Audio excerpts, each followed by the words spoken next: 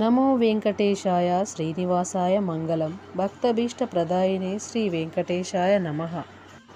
వేం అంటే పాపం, కట అంటే నాశనం చేసేది. కలౌ వెంకట నాయక. ఈ కలయుగానికి నాయకుడు వెంకటేశ్వరుడు.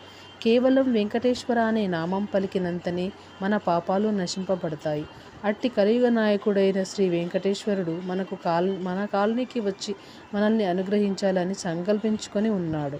అట్టి స్వామి సంకల్పానికి మనం పరికరముగా మారి ఈ దేవాలయంలో పాంచరాత్ర ఆగమ శాస్త్రోక్తంగా త్రయాహ్నిక దీక్షతో ప్రతిష్టా మహోత్సవంగా శ్రీవారిని మన కాలనీలోకి ప్రతిష్ఠ చేసుకుంటున్నాము.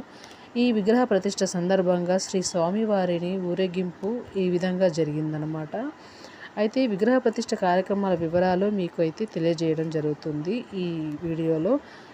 ఎన్ఐని కాలనీలో ఉంటున్న భక్తులందరికీ విజ్ఞప్తి, ఈ వివరాలన్నీ మీరు తెలుసుకొని స్వామివారికి మీరు ఏ విధంగానైనా విరాళాలు అందజేయాలనుకుంటే అందజేయవచ్చును.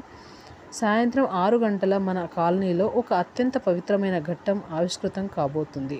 సాక్షాత్తు ఆ కలియుగ దైవం తిరుమల శ్రీ వెంకటేశ్వర స్వామి వారు మన కాలనీ వీధుల్లో ఊరేగింపుగా వెంచేస్తున్నారు.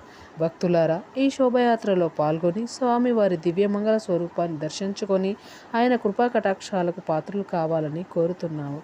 గోవిందనామ స్మరణతో మన కాలనీ వైకుంఠంగా మారనుంది. అందరూ కలిసికట్టిగా ఒక్కసారి గోవిందనామాన్ని స్మరిద్దాం. గోవిందా గోవిందా.